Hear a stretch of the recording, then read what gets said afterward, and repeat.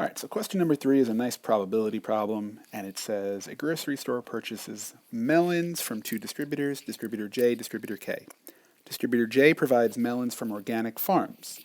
The distribution of the diameter of melons from distributor J is approximately normal, okay, so that's good, with mean of 133 millimeters and standard deviation of 5 millimeters. So part A says for a melon selected at random from distributor J, what is the probability that the melon will have a diameter greater than 137 millimeters?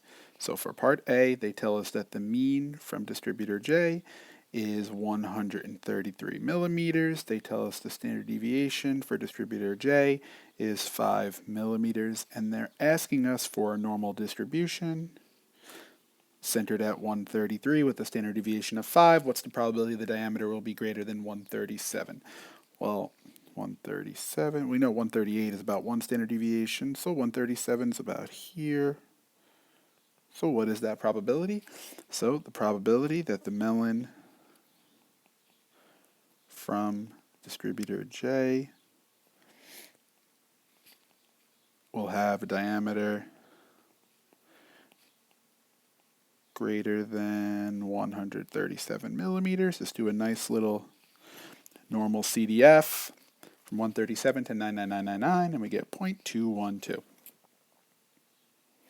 Part B says, well, let's read the second part. Now, distributor K provides melons from non-organic farms, and their probability of having a melon selected at random greater than 137 millimeters is 0.8413, so much more likely, and that makes sense because organic fruits and vegetables are usually a little smaller because they're not, modified. So it says for all melons at the grocery store, 70% of the melons are from distributor J and 30% are from distributor K. Part B, for any melon selected at random, what is the probability the melon will have a greater diameter than 137? So you need to add together the ones from J and greater than 137 and the ones from K and greater than 137. So first let's talk about what's happening at the store. So distributor J, 70% of melons come from there. And that means distributor K is 30%. Now, if you come from distributor J, we found out that you have so greater than 137 millimeters. What was the probability of that? Well, that was 0.212. We got that from the problem before, which means, and you might not need this, but less than 137 millimeters, that's going to be 0.788. Now, from distributor K, they tell you that the probability of having it greater than 137 millimeters, they tell you in the problem, that's 0.8413, which means less than 137 millimeters is going to be 0.1587. And now it says, what is the probability that any given melon will be greater than 137 millimeters? Well, we're going to add together the branches of J and greater than 137, which the probability that it's from J and greater than 137, 0.7 times 0.212, that comes out to 0.1484. And the probability from distributor K and greater, 0.3 times 0.8413, that's 0.25239. So the probability that any selected melon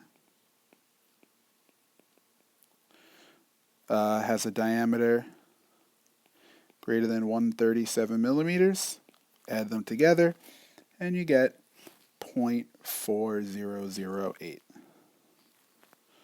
Sorry, let me fix that.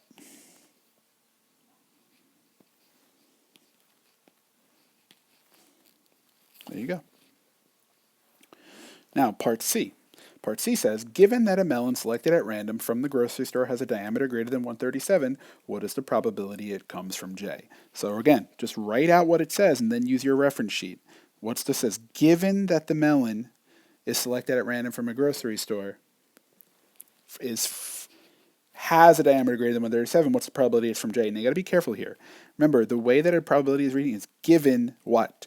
Given that its diameter, so given that it's over 137 millimeters, what's the probability it's from J? right? Given, in this sentence, they're saying the given first, but given goes second. This, given this.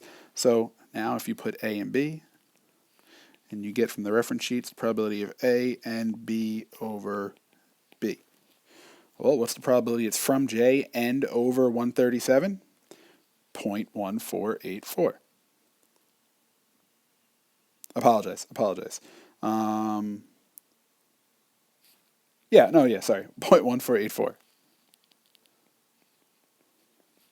What's the probability of B given that any melon is over 137? That's 0.4008. And when you calculate this, you get 0.37. So that's saying that if you know that it's over 137, there's a 37% chance it came from J.